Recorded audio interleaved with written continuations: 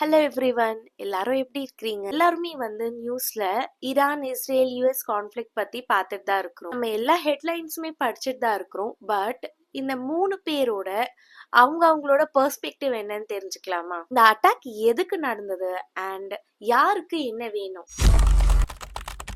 First, Israel's point of view.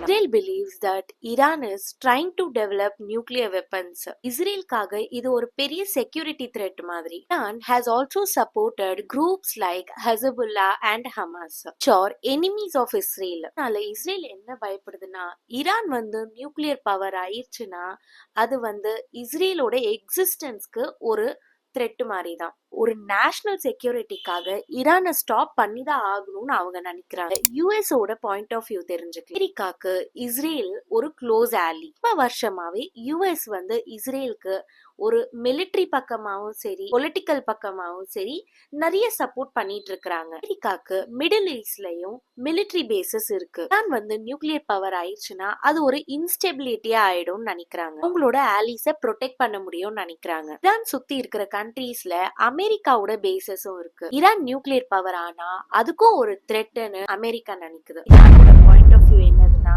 அவங்க nuclear power develop பண்றதே ஒரு செல்ஃப் டிஃபென்ஸ்க்காக மட்டும் தான். ஈரான் என்ன ஆர்கியூ பண்ணுதுன்னா, இஸ்ரேலுக்கு மிடில் ஈஸ்ட்ல ஆல்ரெடி நிறைய மிலிட்டரி பவர் இருக்கு. ஈரானுக்கு ஒரு ஸ்ட்ரென்த் வேணும் அந்த பவரை பேலன்ஸ் பண்றதுக்கு. இவங்க என்ன கிளைம் பண்றாங்கன்னா, இந்த nuclear program just electricity and scientific ரிசர்ச்காக மட்டும் தான். ஈரானை பொறுத்த வரைக்கும் அவங்களோட கண்ட்ரியோட டெவலப்மெண்ட்டை எல்லாரும் ஸ்டாப் பண்ண ட்ரை பண்ணிட்டு இருக்காங்க அப்படின்னு சொல்லி அவங்க யோசிக்கிறாங்க. கான்ஃபிளிக்ட பார்த்தோம்னா அட்டாக் கிடையாது, ஒரு ஈவெண்ட் கிடையாது. It is about power balance, security fears and geopolitical interest in the Middle East. Global பாலிடிக்ஸ்ல பார்த்தா எல்லா கண்ட்ரீஸுமே அவங்களோட சேஃப்டி அண்ட் ப்ரொடெக்ஷன் கண்டிப்பா பார்ப்பாங்க. ஈரானோட பாயிண்ட் ஆஃப் வியூல இன்னொன்னு என்ன இருக்குன்னா, இஸ்ரேல் மிடில் ஈஸ்ட்ல ஸ்ட்ராங் கண்ட்ரோல் வச்சுக்கணும் ட்ரை பண்ணுது.